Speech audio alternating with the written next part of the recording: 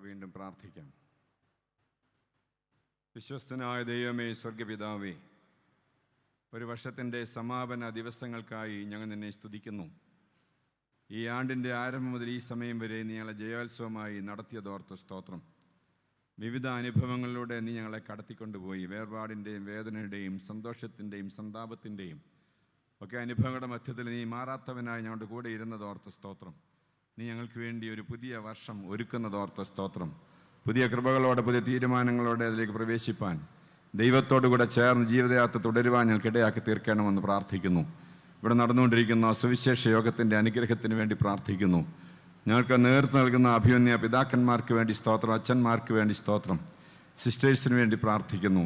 എല്ലാവരെയും നീ അനുഗ്രഹിച്ച വാഴ്ത്തണം. ഇന്നത്തെ ചിന്തയും ധ്യാനവും ഒക്കെയും ദൈവനാമത്തിന് മഹത്വത്തിനും അടിയങ്ങൾക്ക് അനുഗ്രഹത്തിന് മുഖാന്തരമാകണമേ. രോഗികളായി വന്നിരിക്കുന്നവർക്ക് നീ സൗഖ്യം നൽകണമേ. ഏതെങ്കിലും മനോഭാരത്തോടെയോ സംശയത്തോടെയോ സങ്കടത്തോടെയോ കോപത്തോടെയൊക്കെ വന്നിട്ടുള്ളവരുണ്ടെങ്കിൽ നിന്റെ സ്വസ്ഥതയും സമാധാനവും വിടുതലും പ്രത്യാശയും ക്ഷമയും എല്ലാവർക്കും നൽകണമേ. പുതിയ അനുഭവങ്ങളിലേക്ക് ഞങ്ങളെ നയിക്കണമേ. യേശുവിൻ്റെ നാമത്തിൽ അപേക്ഷിക്കുന്നു, കൃപയോടെ കേൾക്കണമേ. ആമേൻ. അഭിവന്യ തിരുമേനിമാർക്കും ബഹുമാന്യരായ കോറപ്പിസ്കോപ്പമാർക്കും ബഹുമാന്യരായ അച്ഛന്മാർക്കും ബഹുമാന്യ സിസ്റ്റേഴ്സിനും ഗായക സംഘാംഗങ്ങൾക്കും നിങ്ങൾക്കെല്ലാവർക്കും കർത്താവായ യേശു ക്രിസ്തുവിൻ്റെ നാമത്തിലുള്ള സ്നേഹവന്ദനം ഞാൻ അറിയിക്കുന്നു. അതുപോലെ തന്നെ അനുഗ്രഹിക്കപ്പെട്ട ഒരു നവവത്സരവും ഞാൻ ആശംസിക്കുന്നു. പ്രശസ്തമായ പുത്തൻകുരിശ് കൺവെൻഷനിൽ വന്ന് പങ്കെടുക്കുവാൻ എനിക്ക് വീണ്ടും ലഭിച്ച ക്ഷണത്തിനായി ദൈവത്തിന് സ്തോത്രം ചെയ്യുകയും എന്നെ ഇവിടേക്ക് ക്ഷണിച്ച അതിൻ്റെ ഭാരവാഹികളോടെല്ലാം ഹൃദയംഗമായ നന്ദി അറിയിക്കുകയും ചെയ്യുന്നു. കഴിഞ്ഞ മുമ്പിലത്തെ വർഷവും ഇവിടെ വരുന്നതിനും നിങ്ങളുമായി വചനം പങ്കിടുന്നതിനും എനിക്ക് സാധിച്ചിട്ടുണ്ട്. ബഹുമാനപ്പെട്ട പാറേക്കര അച്ഛനും ബഹുമാനപ്പെട്ട മാന്തോട്ടം അച്ഛനുമൊക്കെയും ഞങ്ങളുടെ ദേശത്തെ പ്രധാനപ്പെട്ട സുവിശേഷ വാഹകരാണ്. അവരുടെ സാന്നിധ്യത്തിനായി ദൈവത്തെ സ്തുതിക്കുന്നു.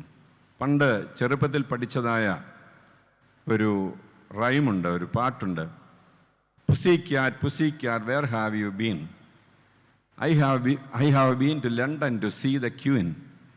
Pussycat, what did you see there? I saw a rat running around the chair എന്ന് പണ്ട് പഠിച്ച ഒരു ചെറിയ കവിത ഓർക്കുന്നു. പുസിക്യാറ്റ്, നീ എവിടെയായിരുന്നു പൂച്ചക്കുഞ്ഞെ? ഞാൻ ലണ്ടനിൽ പോയിരിക്കുകയായിരുന്നു. എന്തിനാണ് നീ ലണ്ടനിൽ പോയത്? ഞാൻ അവിടുത്തെ രാജ്ഞിയെ കാണാൻ പോയതാണ്. പുസിക്യാറ്റ് എന്നിട്ട് നീ അവിടെ എന്ത് കണ്ടു? ഒരു എലി കസേരയ്ക്ക് ചുറ്റും ഓടി നടക്കുന്നത് കണ്ടിട്ട് ഞാൻ വന്നു എന്ന് പഠിച്ച ഒരു പാട്ട് ഓർക്കുന്നു. നമ്മളിങ്ങനെ സുവിശേഷ യോഗത്തിലൊക്കെ സംബന്ധിക്കുമ്പോൾ എന്തിനാണ് നമ്മൾ വരുന്നത്, എന്താണ് നമ്മൾ നേടുന്നത് എന്ന് നമ്മോട് തന്നെ ചോദിക്കേണ്ടത്. ഓരോ പ്രസംഗവും നമ്മുടെ ജീവിതത്തിലെ അവസാനത്തെ പ്രസംഗ കേൾവിയാണ് എന്ന് വിചാരിക്കണം. ഇനി നമുക്ക് പ്രസംഗം കേൾക്കുവാൻ അവസരമില്ല എന്ന് തന്നെ വിചാരിക്കണം. ഓരോ പ്രസംഗവും അവസാനത്തെ പ്രസംഗമാകണം എന്ന് ചിന്തിക്കണം എന്നെ പഠിപ്പിച്ചത് വിദേശത്തൊരു മാർത്തോമ്മ ഇടവകയിൽ പ്രസംഗിക്കാൻ പോയപ്പോഴാണ്. ആ ഇടവകയിലെ ജൂബിലിയോടനുബന്ധിച്ചാണ് എന്നെ പ്രസംഗത്തിന് ക്ഷണിച്ചത്. ഞാൻ അവിടെ ചെന്നപ്പോൾ ഇടവക വികാരി എന്നെ വളരെ പൊക്കി സ്വാഗതം ചെയ്തു. മാർത്തോമ്മ സഭയുടെ അഭിമാനമാണ്, ആനയാണ്, കൂനയാണ്, കേൾക്കാൻ പോകുന്നതേ ഉള്ളൂ, ഞാനൊന്നും പറയുന്നില്ല എന്നൊക്കെ പറഞ്ഞ് എന്നെ അങ്ങ് പൊക്കി. ഞാനൊരു ബലഹീന മനുഷ്യനായതുകൊണ്ട് ഞാൻ അല്പം പൊങ്ങിയാണ് ഇനി പ്രസംഗ പീഠത്തിൻ്റെ ഇവിടോട്ട് വന്ന് നിന്നത്. കണ്ണടച്ചൊന്ന് ധ്യാനിച്ച് കണ്ണ് തുറന്ന് നോക്കിയപ്പോൾ ആ പ്രസംഗ പീഠത്തിൽ എഴുതി വെച്ചേക്കുന്നത് ഇത് നിൻ്റെ അവസാനത്തെ പ്രസംഗമായിരിക്കും. ഇംഗ്ലീഷിൽ എഴുതി വെച്ചു, this may be your last sermon. അറിയാനൊക്കത്തില്ല, പ്രസംഗിക്കുന്ന എനിക്കും അറിയാനൊക്കത്തില്ല, കേൾക്കുന്ന നിങ്ങൾക്കും അറിയാനൊക്കത്തില്ല, ഇത് നമ്മുടെ അവസാനത്തെ അവസരമാണെന്ന് അറിയത്തില്ല. അതുകൊണ്ട് ഓരോ പ്രസംഗവും ദൈവം നമ്മോട് സംസാരിക്കുന്നു എന്ന് ഓർത്ത് സ്വീകരിപ്പാൻ നമുക്ക് സാധിക്കണം. ഒരു വർഷത്തിൻ്റെ അവസാന ദിവസത്തിലേക്ക് നമ്മൾ വന്നിരിക്കുകയാണ്. സമയം ആരെയും കാത്തു നിൽക്കുന്നില്ല. ലോകത്തിൽ എല്ലാവർക്കും ഒരുപോലെ നൽകപ്പെട്ടിരിക്കുന്ന ഒരു കാര്യമേ ഉള്ളൂ, അത് സമയമാണ്. അത് അമേരിക്കയിലാണേലും ഏഷ്യയിലാണേലും ആഫ്രിക്കയിലാണേലും കറുത്തവനാണെങ്കിലും വെളുത്തവനാണെങ്കിലും പണ്ഡിതനാണെങ്കിലും പാമരനാണെങ്കിലും പണക്കാരനാണെങ്കിലും ദരിദ്രനാണെങ്കിലും എല്ലാവർക്കും 24 മണിക്കൂറാണ്. ദൈവം ഒരുപോലെ നൽകിയിരിക്കുന്ന ഒരു കാര്യമേ ഉള്ളൂ, അത് സമയമാണ്. ആ സമയം നമുക്ക് നിയന്ത്രിക്കാൻ സാധിക്കത്തില്ല, പക്ഷേ സമയം നമുക്ക് ക്രമീകരിക്കാം. നമ്മുടെ ഓരോരുത്തരുടെയും ആയുസ്സ് വ്യത്യസ്ത പ്രായങ്ങൾ നമ്മൾ പിന്നിട്ടിരിക്കുകയാണ്. ഇനി നമുക്ക് എത്ര നാളുണ്ടെന്ന് നമുക്കറിയുന്നില്ല. എന്നാൽ ലഭിക്കുന്ന നാളുകൾ ക്രമീകരിച്ച് മുൻപോട്ട് പോകുവാനായിട്ട് നമുക്ക് സാധിക്കണം. ഒരു പുതിയ വർഷത്തേക്ക് പ്രവേശിക്കുകയായതുകൊണ്ട് ഇന്ന് നിങ്ങളോട് ഞാൻ പറയുവാനായിട്ട് ആഗ്രഹിക്കുന്ന വിഷയം ദൈവത്തിൻ്റെ വിശ്വസ്തതയെക്കുറിച്ചാണ്. ദൈവം വിശ്വസ്ത. നൂറ്റാണ്ടുകൾക്ക് മുൻപ് പണ്ഡിതനായ പരിജ്ഞാനിയായ ശലോമോൻ ഒരു ചോദ്യം ചോദിക്കേണ്ട സദൃശവാക്യങ്ങൾ 20-ാം അധ്യായത്തിൽ, മിക്ക മനുഷ്യരും തങ്ങളുടെ ദയാലുവായ ഒരാളെ കാണും, എന്നാൽ വിശ്വസ്തനായ ഒരാളെ ആര് കണ്ടെത്തും? ശലോമോൻ പരിജ്ഞാനിയാണ്, നാം പഠിച്ചിട്ടുണ്ട്. അദ്ദേഹത്തിൻ്റെ പരിജ്ഞാനത്തെ വെല്ലുവാൻ ഇതുവരെ ആർക്കും സാധിച്ചിട്ടില്ല, ഇനിയും സാധിക്കുകയുമില്ല എന്നാണ് പറയപ്പെടുന്നത്. വളരെ പരിജ്ഞാനിയായ മനുഷ്യൻ ചോദിക്കുന്ന പ്രസക്തമായൊരു ചോദ്യമാണ്, വിശ്വസ്തനായ ഒരാളെ ആര് കണ്ടെത്തും? വിശ്വസ്തത എന്നുള്ളത് ഭൂമിയിൽ നഷ്ടപ്പെട്ടുകൊണ്ടിരിക്കുന്ന ഒന്നാണ്. എനിക്ക് തോന്നുന്നു അത് ഏറ്റവും അധികം നഷ്ടമായിരിക്കുന്ന ആത്മീയ മേഖലകളിലാണ്. ഏറ്റവും വ്യാജവും കള്ളത്തരവും കാപട്യവും നടക്കുന്നത് ആത്മീയ മേഖലയിലാണ്. നിങ്ങൾ കേട്ട് കാണുമല്ലോ, കഴിഞ്ഞ ഒരു വർഷം മുമ്പാണ് കോട്ടയത്തെ ഗൂഗിൾ പേ ചെയ്യുന്ന കർത്താവിനെ കുറിച്ച് പ്രസംഗിച്ചതായിട്ട്. ഗൂഗിൾ പേ, എല്ലാവരും ഫോൺ ഓൺ ചെയ്തിരിക്കണം, ഗൂഗിൾ പേ ചെയ്യാൻ പോകാണ് കർത്താവ് എന്ന് പറഞ്ഞപ്പോൾ അപ്പോഴത്തോട് വലിയ ബഹളവും ഹല്ലേലൂയ സ്തോത്രവും ഒക്കെ ആയിരുന്നു. അടുത്ത സമയത്ത് ഫോൺ വിളിച്ച യേശുവിനെ കുറിച്ച് ഒരാൾ യേശു ഫോൺ വിളിച്ച് പറഞ്ഞ ഫോൺ എന്നിട്ട് കേൾപ്പിച്ചു. എന്തെല്ലാം കാപട്യങ്ങളാണ് നടക്കുന്നത്. ഊതുമ്പോൾ താഴെ വീഴുക, തലയെ തൊട്ടാലുടനെ താഴെ വീഴുക, എന്തെല്ലാം കാപട്യങ്ങളാണ് ഈ ആത്മീയ ലോകത്ത് നടക്കുന്നത്. അതുകൊണ്ട് കാപട്യം തിരിച്ചറിയാൻ നമുക്ക് സാധിക്കണം. ശലോമോൻ എവിടെ നിന്നാണ് പരിജ്ഞാനം ലഭിച്ചത്? ശലോമോൻ ഒരു പ്രാർത്ഥിക്കുന്ന ആളായിരുന്നു. ശലോമോൻ ഒരിക്കലും ഒരു മാതൃകാ പുരുഷനല്ല. ശലോമോൻ്റെ പേരൊന്നും വിശ്വാസവീരന്മാരുടെ പട്ടികയിലില്ല. എന്നാൽ ശലോമോൻ്റെ പ്രാർത്ഥന ഒരു മാതൃകാ പ്രാർത്ഥനയാണ്. രാജാക്കന്മാരുടെ 1-ാം പുസ്തകം 3-ാം അധ്യായത്തിൽ ശലോമോൻ്റെ പ്രാർത്ഥനയെക്കുറിച്ച് പറയുന്നത് 4-ാമത്തെ വാക്യത്തിൽ, രാജാവ് ഗിബയോനിൽ യാഗം കഴിക്കുവാനായിട്ട് പോയി. അതായത് അദ്ദേഹത്തിൻ്റെ ജോലി തിരക്കിൻ്റെ മധ്യത്തിലും വളരെ ചെറിയ പ്രായത്തിൽ രാജാവായ ആളാണ്, ഒരുപാട് അഹങ്കരിക്കാവുന്ന ആളാണ്. അദ്ദേഹത്തിൻ്റെ ജോലി തിരക്കിൻ്റെ മധ്യത്തിൽ അദ്ദേഹം ക്രമമായി ചെയ്യുന്ന ഒന്നായിരുന്നു യാഗം കഴിക്കുക. യഹൂദനാണ്, യാഗം കഴിച്ചാണ് അവർ പ്രാർത്ഥിക്കുന്നത്. ഗിബയോനിൽ യാഗം കഴിക്കുവാനായിട്ട് പോയി ദൈവത്തെ പ്രത്യക്ഷപ്പെടുത്തുന്ന ഒരു പ്രാർത്ഥനയാണ് ശലോമോൻ്റെ പ്രാർത്ഥന. ഒരു മാതൃകാ പ്രാർത്ഥനയാണ്. എന്താണ് ആ പ്രാർത്ഥനയുടെ പ്രത്യേകത? അദ്ദേഹം പ്രാർത്ഥന ആരംഭിക്കുന്നത് എങ്ങനെയാണെന്നറിയാമോ? യഹോവേ, ദാവീദ് എന്ന നിന്റെ ദാസനെ നീ വലിയവനാക്കി, സ്തോത്രം എന്ന് പറഞ്ഞുകൊണ്ടാണ്. ഇടയനായിരുന്നവനായ എൻ്റെ പിതാവായ ദാവീദിനെ നീ രാജാവാക്കി, കുടിലിൽ നീ അവനെ കൊട്ടാരത്തിൽ കൊണ്ടുവന്നു, കഴിഞ്ഞ കാലങ്ങളിൽ നിന്ന് അവസ്ഥയെ മാറ്റി വലിയവനാക്കിയ ദൈവത്തിന് സ്തോത്രം. പ്രിയപ്പെട്ടവരെ, നാം കൂടി വരുമ്പോഴൊക്കെ നമ്മുടെ നാവിൽ നിന്ന് സ്തോത്രം ഉയരണം. നമുക്കതില്ല എന്നാണ് എനിക്ക് തോന്നുന്നത്. മർത്തമ്മക്കാർക്ക് ഇപ്പോൾ കുറഞ്ഞു വരികയാണ്. ഞങ്ങളുടെയൊക്കെ ഇടയിൽ ഒരു വിളച്ചൽ സ്തോത്രമുണ്ട്. കോടാനുകോടി സ്തോത്രം എന്ന് ഒറ്റ വാക്കി പറഞ്ഞു കളി. ഒറ്റ വാക്കി കോടാനുകോടി സ്തോത്രം. ഹിന്ദുക്കളാണെങ്കിൽ അങ്ങനെയല്ല. ഹിന്ദുക്കളാണെങ്കിൽ ലക്ഷാർച്ചന എന്ന് പറഞ്ഞാൽ 1,000 പ്രാവശ്യം അർച്ചന ചെയ്യുന്നതാണ് ലക്ഷാർച്ചന. കോടി അർച്ചന എന്ന് പറഞ്ഞാൽ കോടി പ്രാവശ്യം അർച്ചന ചെയ്യുന്നതിന് എളുപ്പ വഴിയും കുറുക്ക് വഴിയൊന്നുമില്ല. അപ്പോൾ ദൈവത്തിന് നന്ദി നിറഞ്ഞ ഹൃദയത്തോടെ സ്തോത്രം. ഒരു വർഷത്തിൻ്റെ അവസാനത്തിലേക്ക് നാം വരികയാണ്. ഈ വർഷം നമുക്ക് ഒരു വലിയ നഷ്ടം മലങ്കര സഭയ്ക്ക് സംഭവിച്ചു. അഭിവന്യ കാതലിക്ക ബാവായുടെ ദേഹവിയോഗം, അദ്ദേഹത്തിൻ്റെ സ്മരണകൾക്ക് മുൻപിൽ ഞാൻ ആദരാഞ്ജലികൾ അർപ്പിക്കുന്നു. ദൈവം നമ്മളെ ഇത്രത്തോളം എത്തിച്ചിരിക്കുന്നു, ഇത്രത്തോളം യഹോവ നമ്മളെ സഹായിച്ചു, എബനേസർ. അതുകൊണ്ട് ദൈവത്തിന് സ്തോത്രം ചെയ്യുവാനായിട്ട് വല്ലതുമുണ്ട്. നമ്മളെല്ലാം ഈ പെട്ടെന്നങ്ങ് മറന്നു പോകുന്നവരാണ്. ദൈവം നടത്തിയ വഴികൾ. ഏതാനും വർഷങ്ങൾക്ക് മുമ്പാണ് നമ്മൾ കോവിഡിനെ അഭിമുഖീകരിച്ചത്, പ്രളയം അഭിമുഖീകരിച്ച്. എത്ര വിജയകരമായ ദൈവം നമ്മളെ പ്രോത്സാഹിപ്പിച്ച് ഇവിടെ വരെ നടത്തി. അതുകൊണ്ട് കഴിഞ്ഞ കാലങ്ങളെക്കുറിച്ച് നോർത്ത് സ്തോത്രം ചെയ്യണം. മാർത്തോമാ സഭയിലെ ഒരു അച്ഛൻ ജോർജ് വർഗീസ് ചുനക്കര എന്ന് പറയുന്ന അദ്ദേഹം മാർത്തോമാ സഭയുടെ വൈദിക ട്രസ്റ്റി ആയിരുന്നു. അദ്ദേഹം ഒരിക്കൽ പ്രസംഗിച്ചത് ഞാൻ ഓർക്കുന്നു. അദ്ദേഹം വികാരിയായിരുന്ന 35 വർഷം മുമ്പ് വികാരിയായിരുന്ന ഒരു പള്ളിയിൽ അദ്ദേഹത്തെ ക്ഷണിച്ചു. റിട്ടയർ ചെയ്തതിന് ശേഷം അദ്ദേഹത്തെ ക്ഷണിച്ചു ഒരു ഞായറാഴ്ച ആരാധനയ്ക്ക് വേണ്ടി. അച്ഛൻ അവിടെ പോയി, ആ പള്ളിയിൽ പോയി. 35 വർഷത്തിന് ശേഷം ആദ്യമായിട്ട് പോവുകയാണ് ആ പള്ളിയിൽ. അവിടെ ചെന്നപ്പോൾ ആ പള്ളിയുടെ മട്ടും ഭാവം, ആ ദേശത്തിൻ്റെ മട്ടും ഭാവം ഒക്കെ മാറിയിരിക്കുന്നു. ഒന്നും മനസ്സിലാകുന്നില്ല, അത്രമാത്രം പുരോഗമിച്ചിരിക്കുന്നു.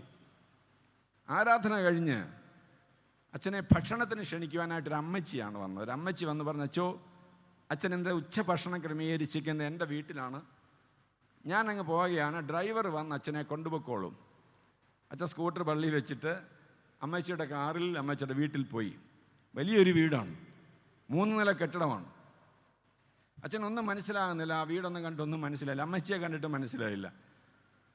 അമ്മച്ചി വളരെ വിഭവസമൃദ്ധമായ, അതായത് വീടിന് ഒപ്പിച്ചൊരു ഭക്ഷണം കൊടുത്തു. എന്തൊക്കെയാണ് വിഭവങ്ങളൊന്നും അച്ഛൻ ഓർമ്മയില്ല, ഒന്നും ഓർക്കണ്ടല്ലോ, കഴിച്ചാൽ പോരെ. അച്ഛൻ കഴിച്ചിട്ട് പാട്ടൊക്കെ പാടി നന്ദിയോടെ ഞാൻ സ്തുതി പാടിയിടും എന്നുള്ള പാട്ടൊക്കെ പാടി സ്തോത്രം പ്രാർത്ഥിച്ചേച്ച് ഇറങ്ങാമെന്ന് കണ്ടപ്പോൾ അമ്മച്ചി പറഞ്ഞു, അച്ചോ അങ്ങനെ പോകാനൊക്കത്തില്ല, എൻ്റെ വീടൊക്കെ ഒന്ന് കണ്ടേച്ചേ പോകാനൊക്കത്തുള്ളൂ. ചോറുണ്ട് പോയില്ലേ, പിന്നെ കാണാതിരിക്കാൻ പറ്റുമോ? അച്ഛൻ അമ്മച്ചിയുടെ പുറകെ നടന്ന് വീടെല്ലാം കാണാൻ തുടങ്ങി. എന്തെല്ലാം സൗകര്യങ്ങളാണ്. കയറി അങ്ങ് 3 നില വരെ കയറാം. ഒരു മുറി ചെന്നപ്പോൾ ഇങ്ങനെ ഒരു കൈ അടിക്കുമ്പം കറങ്ങുന്ന ഫാന്, 2 അടിക്കുമ്പോൾ നിൽക്കുന്ന ഫാന്, എന്തെല്ലാം ക്രമീകരണങ്ങളാണ്, ഭയങ്കര സജ്ജീകരണങ്ങൾ. അച്ഛന് വലിയ അത്ഭുതം തോന്നി. കുറേ നേരം എടുത്ത് അതെല്ലാം കണ്ടു കേട്ട് ഇറങ്ങി താഴെ വന്നപ്പോൾ അമ്മച്ചി പറയുക, അച്ചോ തീർന്നില്ല, ഇനിയും കാണാനുണ്ട്. എന്താ ചെയ്യുന്നത്? അമ്മച്ചി അച്ഛനെ വീടിൻ്റെ പുറകുവശത്തേക്ക് ക്ഷണിച്ചു. അച്ഛൻ വീടിൻ്റെ പുറകിലോട്ട് ചെന്നപ്പോൾ വീടിൻ്റെ പുറകിൽ ഒരു ആസ്ബെസ്റ്റോ ഷീറ്റ് ഇട്ട ഷെഡ്. അമ്മച്ചി അച്ഛനോട് പറഞ്ഞു, അച്ചു ആ ഷെഡിലോട്ടൊന്ന് കയറിയാട്ടെ എന്ന് പറഞ്ഞു. അച്ഛൻ ആ ഷെഡിലോട്ട് കയറിയപ്പോൾ അച്ഛന് പെട്ടെന്ന് ഓർമ്മ വന്നു, 35 വർഷം മുമ്പ് ഈ അമ്മച്ചി തൻ്റെ മക്കളെയും കൊണ്ട്, വിധവയായ അമ്മച്ചി തൻ്റെ മക്കളെയും കൊണ്ട് ജീവിച്ചിരുന്ന മൺകുടിൽ അതുപോലെ പ്രിസേർവ് ചെയ്തിരിക്കുകയാണ്. ഓലയിട്ട മൺകുടിൽ അതുപോലെ പ്രിസേർവ് ചെയ്തിരിക്കുകയാണ്. അച്ഛൻ അമ്മച്ചിയെ ഓർമ്മ വന്നു. 10-35 വർഷം മുമ്പ് വളരെ ദാരിദ്ര്യാവസ്ഥയിൽ ജീവിച്ചിരുന്ന അമ്മച്ചി, ഭർത്താവ് മരിച്ചു പോയതാണ്. 3 കുഞ്ഞുങ്ങളുണ്ട്, അവരെ വളർത്തുന്നത്. ആ ഇടവകയിലെ തന്നെ വീടുകളിലൊക്കെ പോയി തൂത്തും തുടച്ചും തുണി കഴുകി കൊടുത്തു നോക്കിയാണ്. അത്ര ദാരിദ്ര്യാവസ്ഥയിൽ ജീവിച്ചിരുന്ന അമ്മച്ചിയാണ്. അച്ഛൻ ഓർമ്മ വന്നു. അമ്മച്ചി പറഞ്ഞു, അച്ഛൻ ഇപ്പോൾ എന്നെ ഓർക്കുന്നുണ്ടോ? അച്ചോ എൻ്റെ മക്കളെല്ലാം വിദേശത്താണ്. അവർ വിദേശത്ത് നിന്ന് വരുമ്പോൾ താമസിക്കുന്നത് വലിയ വീട്ടിലാണ്. പക്ഷേ പോകുന്നതിന് ഒരു ദിവസമെങ്കിലും അവരെ ഈ മൺകുടിലേക്ക് കയറ്റി മുട്ടുമേൽ നിന്ന് പ്രാർത്ഥിച്ച് കണ്ണുനീരൊഴുക്കി സ്തോത്രം ചെയ്തേ ഞാൻ അവരെ വിടത്തുള്ളച്ചാന്നു. ദൈവത്തിന് സ്തോത്രം. ഈ ഒരു ഓർമ്മ, നമ്മൾ ആരായിരുന്നു, നമ്മുടെ അവസ്ഥ എന്തായിരുന്നു, നന്ദി നിർണയത്തോടെ സ്തോത്രം ചെയ്തു. ദാവീദ് എന്നൊരു ദാസനെ നീ വലിയവനാക്കി, സ്തോത്രം. അങ്ങനെ പറഞ്ഞുകൊണ്ടാണ് ശലോമോൻ്റെ പ്രാർത്ഥന ആരംഭിക്കുന്നത്. രണ്ടാമതെന്താ ശലോമോൻ പറയുന്നത്? തൻ്റെ സ്വന്തം കാര്യം പറയുകയാണ്. അനുതാപം. ഞാനോ ബാലനാണ്, കാര്യാദികൾ നടത്തുവാൻ പ്രാപ്തിയില്ലാത്തവനാണ്. നമ്മുടെ പ്രാർത്ഥനയിൽ അവശ്യമുണ്ടായിരിക്കേണ്ട ഒന്നാണ് ഈ അനുതാപം. അനുതാപം കൂടാതെ ആരും ദൈവത്തെ കാണത്തില്ല. ദൈവസ്ഥനിലേക്ക് പ്രവേശിക്കാനുള്ള ഒരു പ്രധാന പടിയാണ് അനുതാപം. പലർക്കും ഇന്ന് അനുതാപം കുറഞ്ഞു പോകുന്ന ഒരനുഭവത്തിലാണ് ക്രിസ്തീയ സഭകൾ. കർത്താവ് തന്നെ പറഞ്ഞല്ലോ, 2 പേര് പ്രാർത്ഥിക്കാൻ പോയി. ആരൊക്കെയാണ്? ഒന്നൊരു പരീശൻ, മറ്റൊന്ന് ചുങ്കക്കാരൻ. പരീശൻ എങ്ങനെയാണ് പ്രാർത്ഥിച്ചത്? പരീശൻ പ്രാർത്ഥിച്ചത്, ഞാൻ ഇവൻ്റെ എന്നിങ്ങോട്ടല്ലാതെ നിന്നെ വാഴ്ത്തുന്നു, പ്രൈസ് ദി ലോർഡ്. അങ്ങനെ പ്രാർത്ഥിച്ചു, പ്രൈസ് ദി ലോർഡ്, വാഴ്ത്തുന്നു. ശബ്ദമൊക്കെ അങ്ങ് മാറുമല്ലോ, വളരെ ശക്തിയോട് ഹല്ലേലൂയ, അങ്ങനെ പ്രാർത്ഥിച്ചത്. മറ്റവൻ എങ്ങനെയാണ് പ്രാർത്ഥിച്ചത്? സ്വർഗത്തേക്ക് നോക്കുവാൻ പോലും കുനിയാതെ കുരിയേലായിസോൻ, അങ്ങനെ അവൻ പ്രാർത്ഥിച്ചു. കർത്താവ് എന്നോട്, അവൻ അനുഗ്രഹിക്കപ്പെട്ടവനായ വീട്ടിലേക്ക് പോയി. മറ്റവൻ അങ്ങനെയല്ല. തന്നെത്താൻ ഉയർത്തുന്നവൻ താഴ്ത്തപ്പെടും, തന്നെത്താൻ താഴ്ത്തുന്നവൻ ഉയർത്തപ്പെടും. ഞങ്ങളുടെയൊക്കെ ഭാഗത്ത്, ഞാൻ എലന്തൂർ സ്വദേശിയാണ്, മഞ്ഞനിക്കരയ്ക്ക് അടുത്തുള്ളൊരു സ്ഥലമാണ് എലന്തൂർ. ഞങ്ങളുടെ കോഴഞ്ചേരി എലന്തൂർ ആ ഭാഗത്തൊക്കെ മാർത്താമ്മ പള്ളിയിലെ കുർബാന കഴിയുന്നുടനെ, കുർബാന മാർത്താമ്മ പള്ളി ഒന്ന് കൊള്ളും, അത് കഴിയുന്നുടനെ കാറ് സ്റ്റാർട്ട് ചെയ്തോണം ആളുകൾ അങ്ങ് ഓടിപ്പോവാണ്, ധൃതി വെച്ച് പോവാണ്. എവിടെ പോവാണെന്ന് ചോദിച്ചാൽ പറയും, ഞങ്ങൾ ആരാധിക്കാൻ പോവാണ്. പിന്നെ ഇവിടെ നടന്നത് എന്താണ്? അത് പോരാച്ചാ, ആരാധിക്കുമ്പോഴൊന്ന് വേർപ്പിക്കുന്നിടത്ത് പോവാണ്. അതായത് പലപ്പോഴും നമുക്ക് ഈ ശബ്ദ കോലാഹലങ്ങളിലാണ് നമ്മുടെ സന്തോഷം. ദൈവസന്നിധി ഹൃദയം പൊട്ടി കുരിയേലായിസാൻ പറയണം, അവൻ അനുഗ്രഹിക്കപ്പെടും. ശലോമോൻ പറയാണ്, ഞാൻ ബാലനാണ്, കാര്യാദികൾ നടത്തുവാൻ പ്രാപ്തിയില്ലാത്തവനാണ്. മൂന്നാമതാണ് ശലോമോൻ ചോദിക്കുന്നത്. എന്താ ചോദിക്കുന്നത്? നമുക്കാണ് എപ്പോഴും ഈ പ്രാർത്ഥന ഈ മൂന്നാമത്തെ കാര്യമേ ഉള്ളൂ. എപ്പോഴും താ എന്ന് പറഞ്ഞിരിക്കുകയാണ് ദൈവസന്നിധിയിൽ. കോട്ടയത്തെ ഒരു പ്രധാന പ്രാർത്ഥനയാണ്, കർത്താവേ, ആമീൻ കർത്താവേ, വേഗം തരണമേ. എപ്പോഴും കർത്താവ് തന്നുകൊണ്ടിരിക്കണം. എപ്പോഴും നമുക്ക് ദൈവസന്നിധി വന്നാണ് താ എന്നും പറഞ്ഞിരിക്കുകയാണ്. ശലോമോൻ ചോദിക്കുകയാണ്, എനിക്ക് വിവേകമുള്ളൊരു ഹൃദയം തരണം. അതല്ല ദൈവത്തിന് പ്രസാദമായത്. ശലോമോൻ ഒരു കണ്ടീഷൻ വെച്ചു, എനിക്ക് വിവേകമുള്ള ഹൃദയം തന്നാൽ ഈ ജനത്തെ ഞാൻ നീതിയോടെ ന്യായപാലനം ചെയ്യും. ഈ ജനത്തിന് നീതി ലഭിക്കുന്നതിന്, അഭിമന്യ തിരുമേനി നീതിയെക്കുറിച്ചാണല്ലോ പറഞ്ഞത്. ഈ ജനത്തിന് നീതി ലഭിക്കണമെങ്കിൽ എനിക്ക് വിവേകമുള്ള ഹൃദയം വേണം.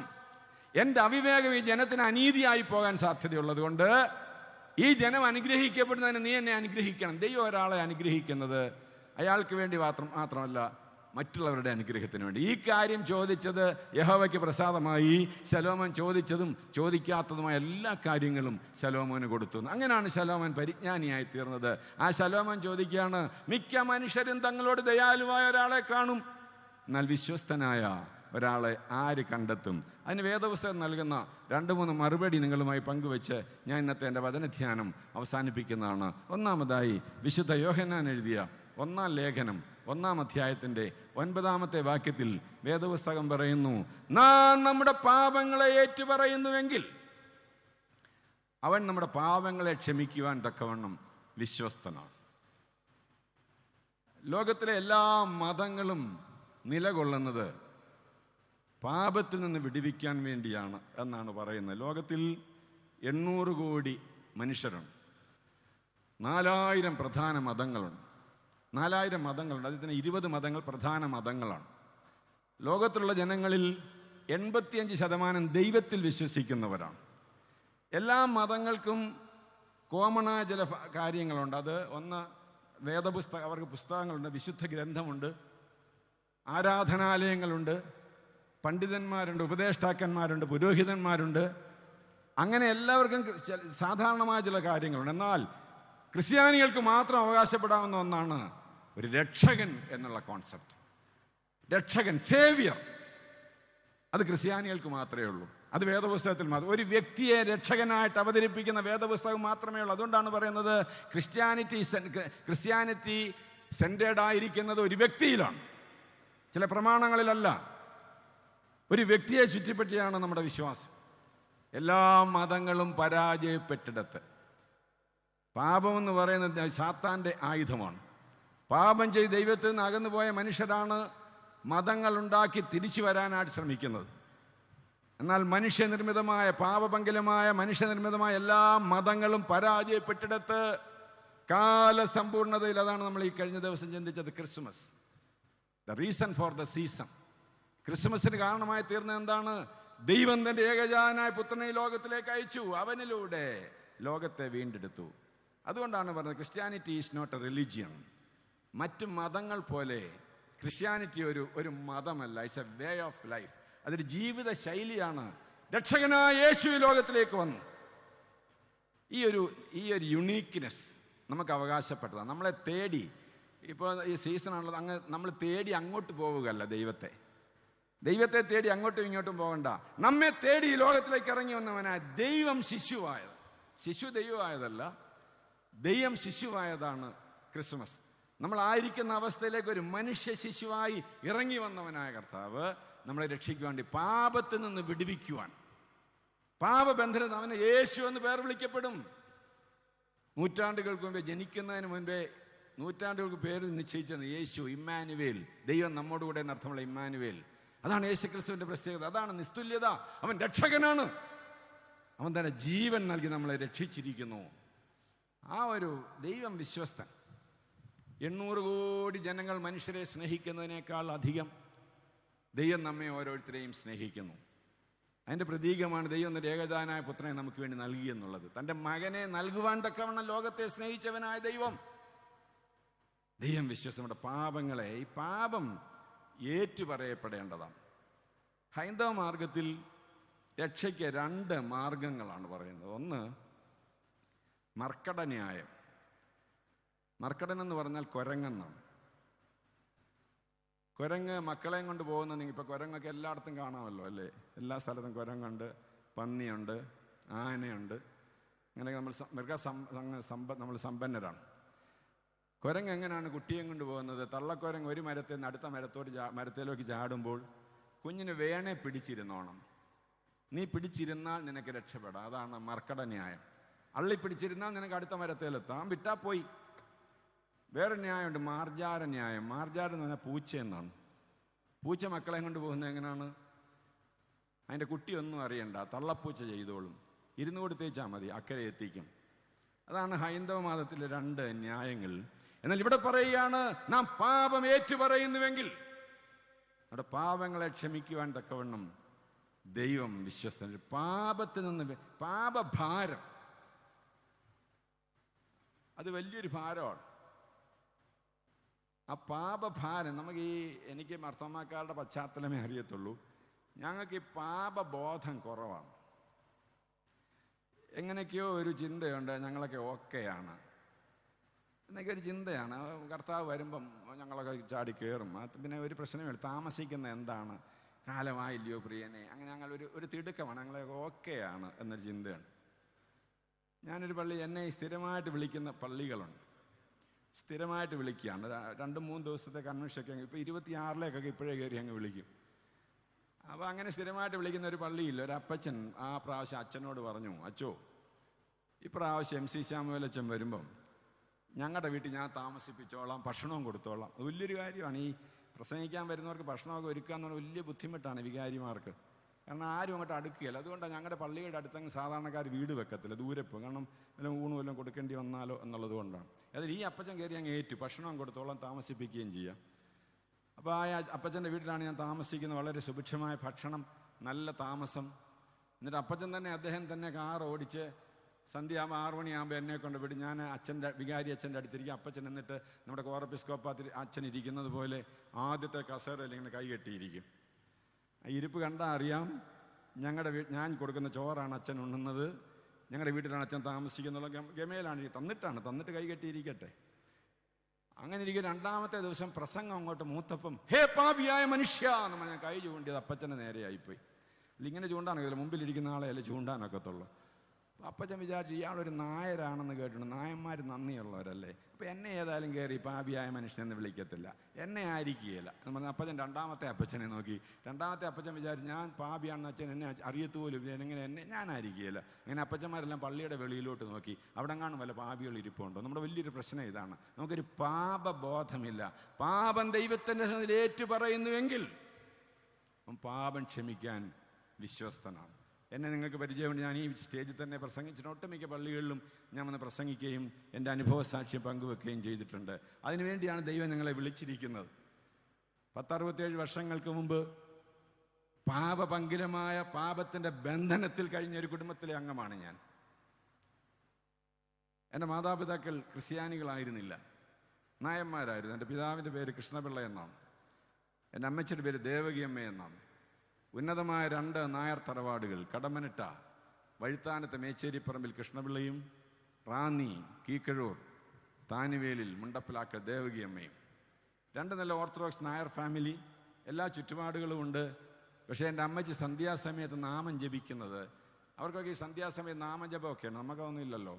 നാമം ജപിക്കുന്ന നരകത്തിൽ എന്നെ കരകയറ്റിയിടണേ തിരുവയ്ക്കം വാഴി ശിവശംഭം എന്നാണെന്ന് കേട്ടിട്ടുണ്ട്. അപ്പോൾ എല്ലാവരും വിചാരിക്കും ഈ ദേവകിയമ്മയ്ക്ക് എന്നാ ഇത്ര നരകം, ഭൗതികമായ കാര്യങ്ങളൊക്കെ ഉണ്ടല്ലോ, പിന്നെ എന്നാ ഇത്ര നരകം. എൻ്റെ അമ്മച്ചിക്ക് അറിയത്തുള്ളൂ, എൻ്റെ പിതാവ് ഒരു അമിത മദ്യപാനിയായിരുന്നു.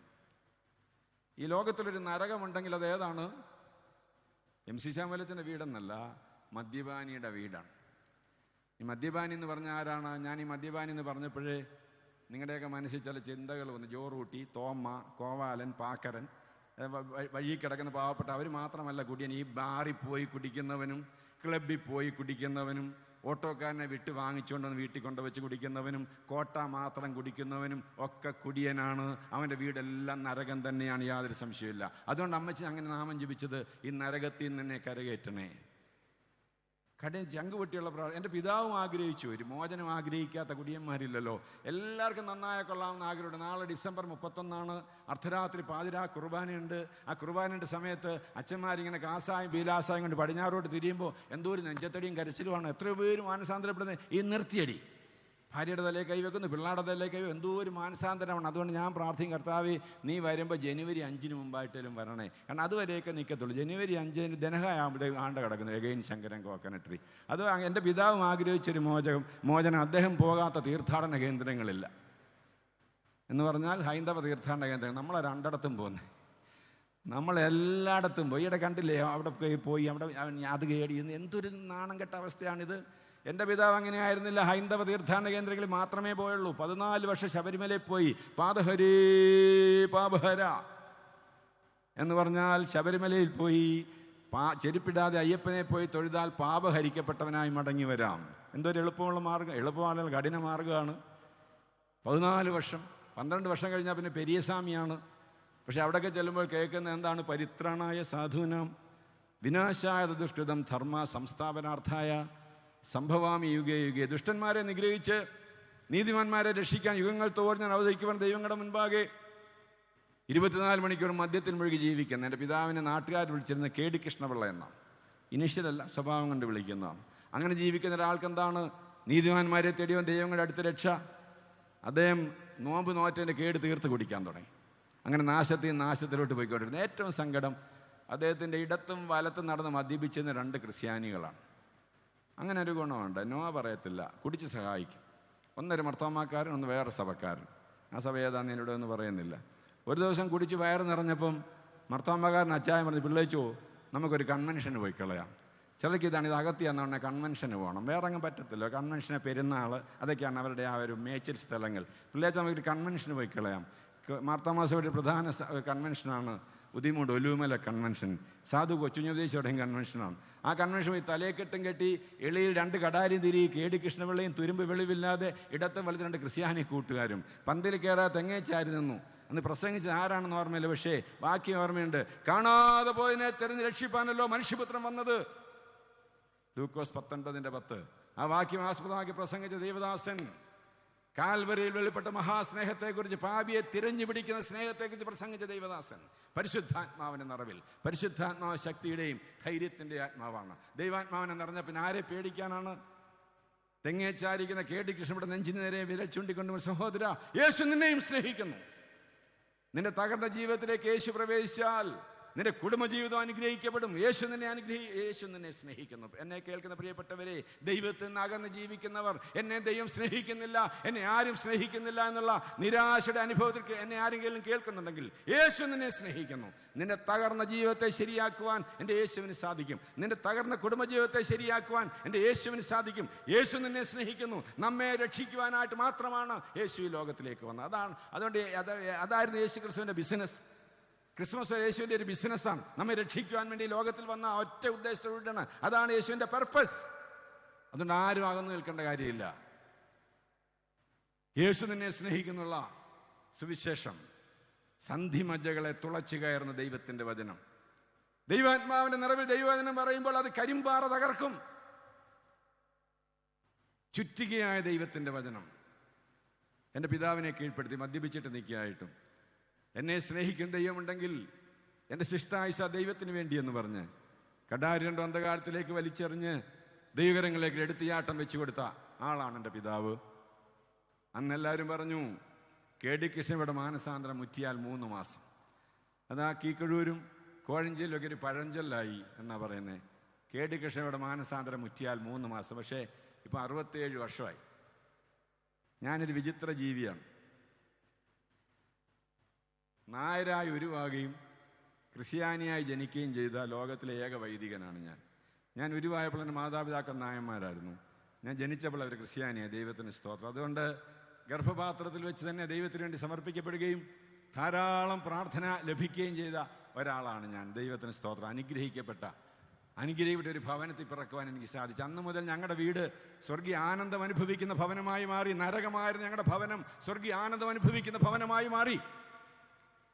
ഞങ്ങളുടെ വീട്ടിൽ 5 പേര് എൻ്റെ തലമുറയിൽ മാർത്തോമാ സഭയിലെ സുവിശേഷ പ്രസംഗകരുണ്ട്. ഞങ്ങളുടെ നെക്സ്റ്റ് ജനറേഷൻ, എൻ്റെ മൂത്ത സിസ്റ്ററിൻ്റെ മകൻ മാർത്തോമാ സഭയിലെ വൈദികനാണ്.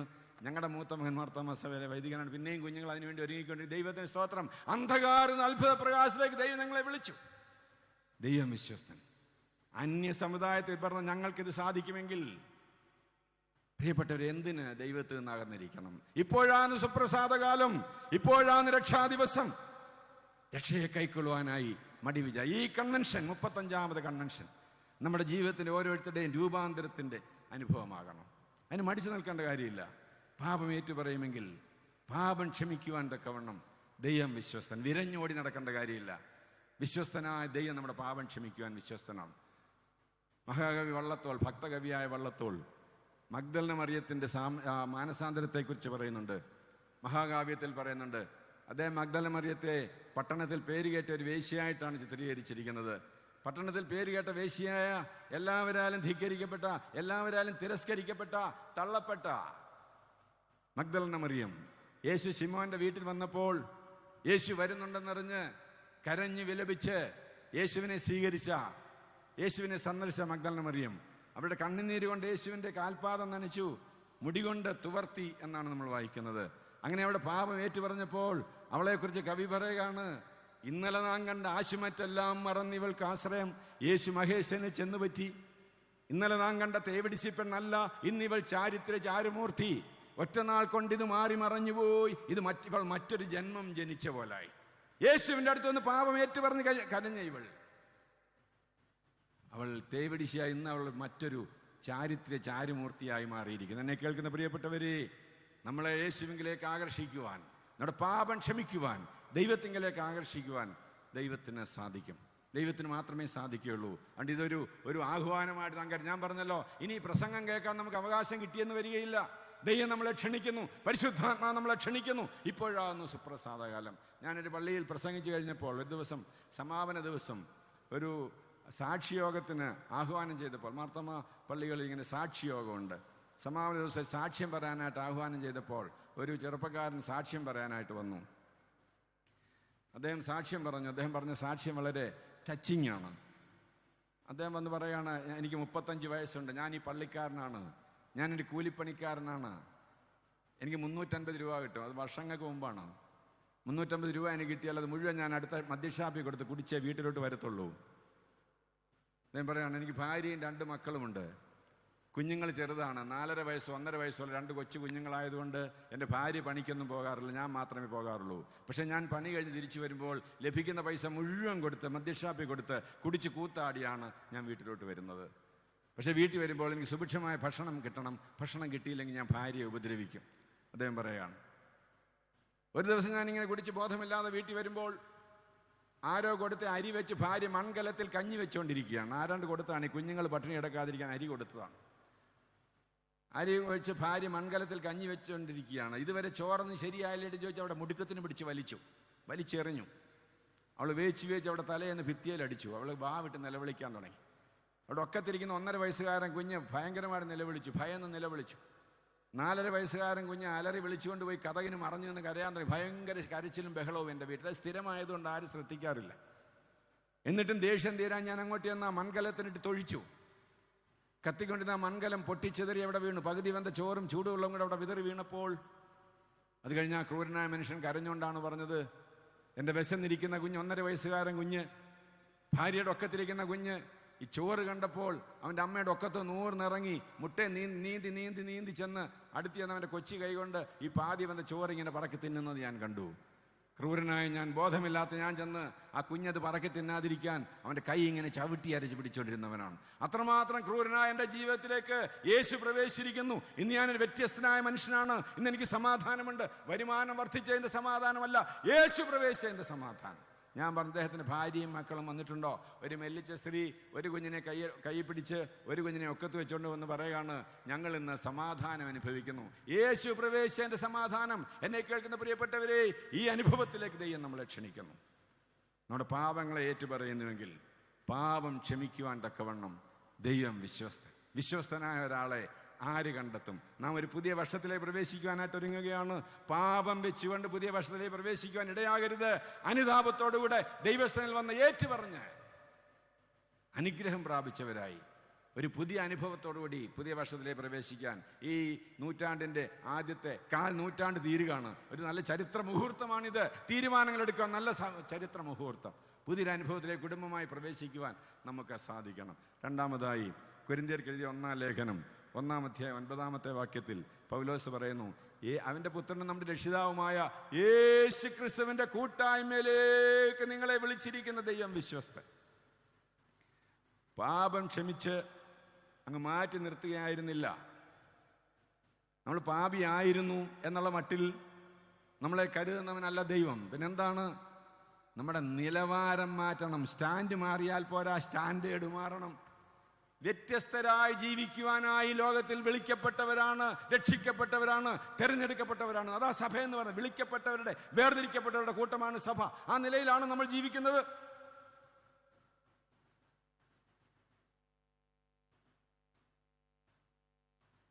God's problem is not the sinning of the sinners, but the sinning of the saints എന്ന് പറയാറുണ്ട്. ദൈവത്തിൻ്റെ ഇന്നത്തെ പ്രശ്നം പാപികളുടെ പാപമല്ല, വിശുദ്ധന്മാരുടെ പാപജീവിതമാണ് എന്ന് പറയാറ്. വിശുദ്ധന്മാരെന്ന് പറഞ്ഞാൽ നമ്മളെ വിശുദ്ധന്മാരെന്നാണ് വേദപുസ്തകം വിളിക്കുന്നത്. വിശുദ്ധന്മാരും അവകാശികളും നമ്മളെ വേദപുസ്തകം വിളിക്കുന്നത്. വിശുദ്ധ ജീവിതം നയിക്കേണ്ട നമ്മുടെ പാപജീവിതമാണ് ദൈവത്തിന് ദുഃഖം. അല്ലേ? കേരളത്തിൽ യേശു ക്രിസ്തുവിൻ്റെ സാക്ഷ്യത്തിന് തടസ്സമാരാണ്. സാക്ഷ്യം നഷ്ടപ്പെട്ട ഒരു സമൂഹമായി നാം ആയിത്തീർന്നിട്ടില്ലേ? ക്രിസ്തുവിൻ്റെ പത്രങ്ങളായി ശോഭിക്കണമെന്നും ക്രിസ്തുവിൻ്റെ അംബാസഡേഴ്സായിട്ട് ജീവിക്കണമെന്നും നിയോഗിക്കപ്പെട്ടിരിക്കും. നിങ്ങൾ ലോകത്തിലെ അറ്റത്തോളം എൻ്റെ സാക്ഷികളാകുവീൻ എന്ന് പറഞ്ഞ് ലോകത്തിലെ നിയോഗിക്കപ്പെട്ടവരാണ് സഭ. ലോകത്തെ നന്നാക്കാൻ വേണ്ടി ദൈവം നിയോഗിച്ചതാണ് സഭ. ജീവൻ നൽകി വീണ്ടെടുത്ത് അയച്ചതാണ് സഭ.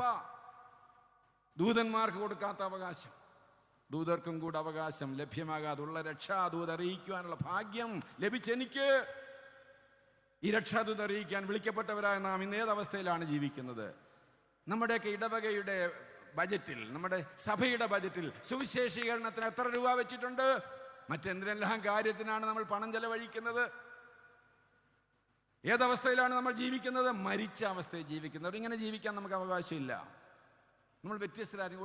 ഒഴുക്കിന് അനുകൂലമായിട്ട് ജീവിക്കുന്നവൻ ക്രിസ്ത്യാനിയല്ല. ഒഴുക്കിന് അനുകൂലമായിട്ട് നീന്തുന്നത് ചത്ത മത്സ്യങ്ങളാണ്. ജീവനുള്ള മത്സ്യങ്ങൾ എപ്പോഴും ഒഴുക്കിനെതിരെ നീന്തിക്കൊണ്ടിരിക്കും. ഒഴുക്കിന് അനുകൂലമായിട്ട് അങ്ങ് നീന്താൻ എളുപ്പമാണ്. കിടന്നു കൊടുത്തേച്ചാൽ ചത്ത് മലച്ച് കിടക്കും. ഈ ലോകത്തെ രുചിപ്പിക്കുവാൻ ഉപ്പായും വെളിച്ചമായി നിയോഗിക്കപ്പെട്ടവരായ നമ്മൾ ഇന്ന് ലോകം നമ്മളെ നന്നാക്കത്തക്കവണ്ണം അധപ്പതിച്ചിരിക്കുകയല്ലേ? ആരാണ് നമ്മൾ? എങ്ങനെയും ജീവിക്കാൻ നമുക്ക് അവകാശമില്ല. ഞാൻ അതിൽ വിശദീകരിക്കുന്നത് നിങ്ങൾക്ക് കാര്യം മനസ്സിലായി എന്നെനിക്കറിയാം. ഞാൻ അച്ഛനായിട്ട് ആദ്യം പോയത് ബീഹാറിൻ്റെ തലസ്ഥാനമായ പാറ്റ്നയിലാണ്. പാറ്റ്ന ഇടവകയും പാറ്റ്ന സ്കൂളും അതിനോട് ചേർന്ന് 3-4 കോൺഗ്രിഗേഷൻസും ഉണ്ടായിരുന്നു. ദർബംഗ, മുസഫർപൂർ, ബറോണി, ബോധഗയ എന്നീ സ്ഥലങ്ങളിൽ ചെറിയ ചെറിയ കോൺഗ്രിഗേഷൻസ് ഉണ്ട്. ദർബംഗ എന്ന് പറയുന്നത് 250 കിലോമീറ്റർ വടക്കുള്ള ഒരു സ്ഥലമാണ്. അവിടെ ഒരു CNI പള്ളിയാണ് ആരാധന കേട്ടിരിക്കുന്നത്. അവിടെ ഒരു മാർത്തോമ കോൺഗ്രിഗേഷൻ ഉണ്ട്. 5 മാർത്തോമ വീടുണ്ട്. പിന്നെ CSA അങ്ങനെ മറ്റ് സഭകളിൽപ്പെട്ട 3-4 വീട്ടുകാരുണ്ട്. പിന്നെ മെഡിക്കൽ സ്റ്റുഡൻസ് ഉണ്ട്, നേഴ്സിംഗ് സ്റ്റുഡൻസ് ഉണ്ട്. അവിടെ 2 മാസത്തിലൊരിക്കലാണ് ഞാൻ പോകുന്നത്. ഞാൻ പോകുമ്പോൾ ശനിയാഴ്ച അവിടെ ഒരു ഈപ്പച്ചനുണ്ട്, മല്ലപ്പള്ളി സ്വദേശി ഈപ്പച്ചൻ്റെ വീട്ടിൽ പോയി താമസിക്കും. റെയിൽവേയിലെ വലിയ ഉദ്യോഗസ്ഥനാണ്. അദ്ദേഹത്തിൻ്റെ വീട്ടിൽ താമസിക്കും. പിറ്റേ ദിവസം രാവിലെ അദ്ദേഹമോ അദ്ദേഹത്തിൻ്റെ മകൻ സണ്ണിയോ എന്നെ സൈക്കിൾ റിക്ഷയിൽ പള്ളിയിലോട്ട് കൊണ്ടുപോകും. 8 മണിക്കാണ് ആരാധനാ സമയം. ഞാനിങ്ങനെ പോയി. ഒരു ദിവസം ഞാനിങ്ങനെ രാവിലെ 7:30 കഴിഞ്ഞ് പള്ളിയിലോട്ട് പോയിക്കൊണ്ടിരിക്കുകയാണ് സൈക്കിൾ റിക്ഷയിൽ, സണ്ണിയും ഞാനും കൂടെ. അപ്പോൾ റിക്ഷ പോയിക്കൊണ്ടിരിക്കുന്നത് ദർബംഗയിലെ മുസ്ലിം സഹോദരങ്ങൾ മാത്രം താമസിക്കുന്ന സ്ട്രീറ്റിലൂടെയാണ്, മുസ്ലിം സ്ട്രീറ്റിലൂടെയാണ്. നമുക്കറിയാമല്ലോ, ആ സഹോദരങ്ങൾ താമസിക്കുന്നത് അവർ മാത്രമേ കാണത്തുള്ളൂ അന്നൊക്കെ.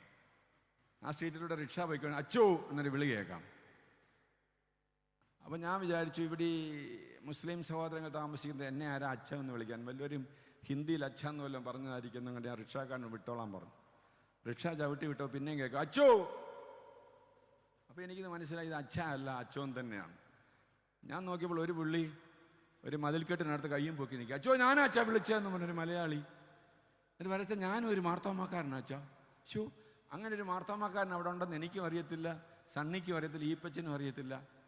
ഇവിടെ കയറി പ്രാർത്ഥിച്ചു പോച്ചാ എന്നോട് പറയാണ്. അപ്പോൾ എന്നെ ഏറ്റവും അത്ഭുതപ്പെടുത്തിയത് എന്താണെന്നറിയാമോ? അദ്ദേഹത്തിൻ്റെ ഗേറ്റിൽ എഴുതി വെച്ചേക്കുന്ന പേര് യൂസഫ് ഇബ്രാഹിം എന്നാണ്.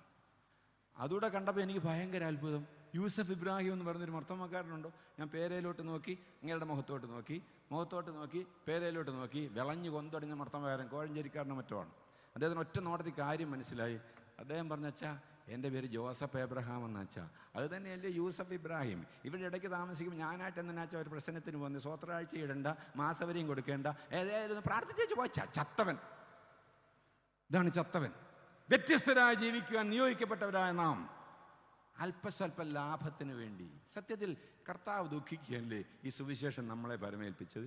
ലോകത്തിൽ ആദ്യമായി എന്തൊരു പൊങ്ങച്ചോ നമുക്ക്! ലോകത്തിൽ ആദ്യമായി സുവിശേഷം അറിയിച്ച് ഇംഗ്ലണ്ടിൽ പോയതിനെക്കാട്ടും മുന്നേ ഞങ്ങളിവിടെ വന്നു. എന്തൊരു പാരമ്പര്യമാണ് നമുക്ക് പറയാം. എന്നിട്ട് ഇപ്പോഴും അങ്ങനെ തന്നെ കിടക്കും. കീപ്പോട്ടാണ് നമ്മുടെ വളർച്ച. വ്യത്യസ്തരായി ജീവിക്കുവാനായി വിളിക്കപ്പെട്ടവരാണ് നമ്മൾ. ഇങ്ങനെ ജീവിക്കേണ്ടവരല്ല നമ്മൾ. യേശു ക്രിസ്തുവിൻ്റെ കൂട്ടായ്മയിലേക്ക് നമ്മൾ പറയത്തില്ലേ, ആ ചെറുക്കൻ കാരണം ആ വീടിൻ്റെ പേരൂടെ പോയെന്ന് പറയുന്ന പോലെ നമ്മൾ കാരണം കർത്താവിനോട് അപമാനമാണോ? യേശുക്രിസ്തുവിൻ്റെ കൂട്ടായ്മയിലേക്ക് വിളിച്ചിരിക്കുന്ന ദൈവം വിശ്വസ്തൻ. ആ നിലവാരത്തിൽ നമ്മൾ ജീവിക്കണം. എനിക്ക് തോന്നുന്നു ഈ കർത്താവ് 5 അപ്പം കൊണ്ട് 5000 പേര് പോഷിപ്പിച്ചപ്പോൾ ചുറ്റുപാടുണ്ടായിരുന്ന ആ ശിഷ്യന്മാരൊക്കെ മർത്തമ്മക്കാരോ യാക്കോബക്കാരോ ഒക്കെയാണെന്നാണ് തോന്നുന്നത്. സ്വഭാവം കൊണ്ട് കർത്താവ് പറഞ്ഞു, നിങ്ങൾ ഇവർക്ക് ഭക്ഷിക്കാൻ കൊടുക്കണം.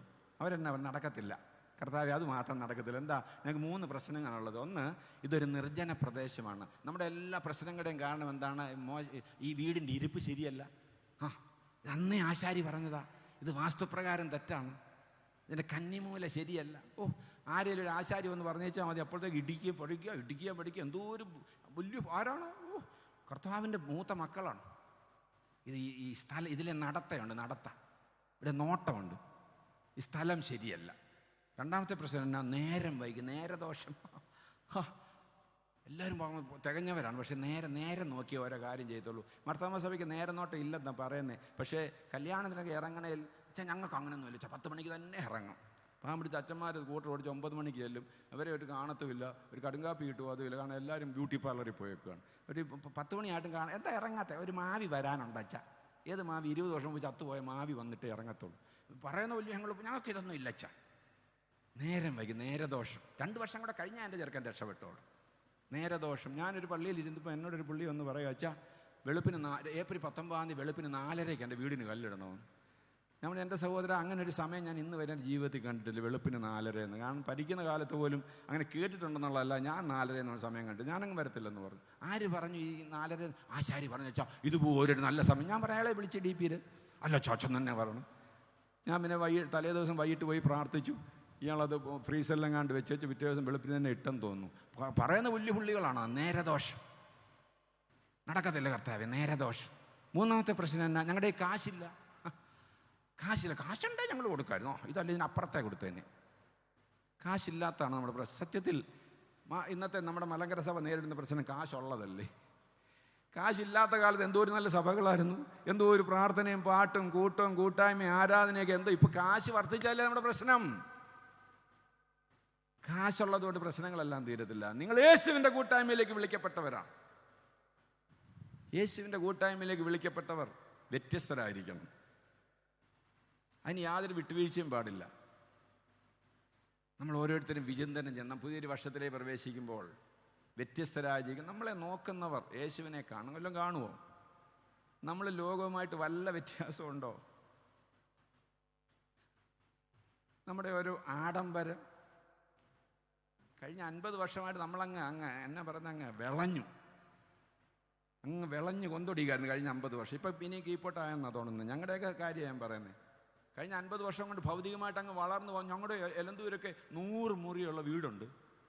100 മുറി. വല്യപ്പനും വല്യമ്മയോ കണ്ടിട്ട് പോലും ഇല്ല. 100 മുറി പണിതിട്ടേക്കുകയാണ്. ആർക്ക് വേണ്ടത് 100 മുറിയുള്ള വീട്? എന്തെല്ലാം കാണിച്ചു വെക്കുന്നത്? കോടികൾ മുടക്കി. പോട്ടെ, ഒരു കല്യാണമൊക്കെ വരുമ്പോൾ എന്തൊക്കെ പൊങ്ങച്ചാണ്. JCB-യിലാണ് ചെറുക്കനും പെണ്ണും വരുന്നത്. ഈയിടെ പത്രത്തിൽ വായിച്ചില്ലേ, തലയും കുത്തി 2 കൂടെ താഴെ വീണു. ദൈവത്തിന് സ്തോത്രം. JCB-യെ വരിക. ഇപ്പം പിന്നെ വൈകിട്ടാണ് കല്യാണം. ഇവിടെയൊക്കെ എങ്ങനെയാണെന്നോ?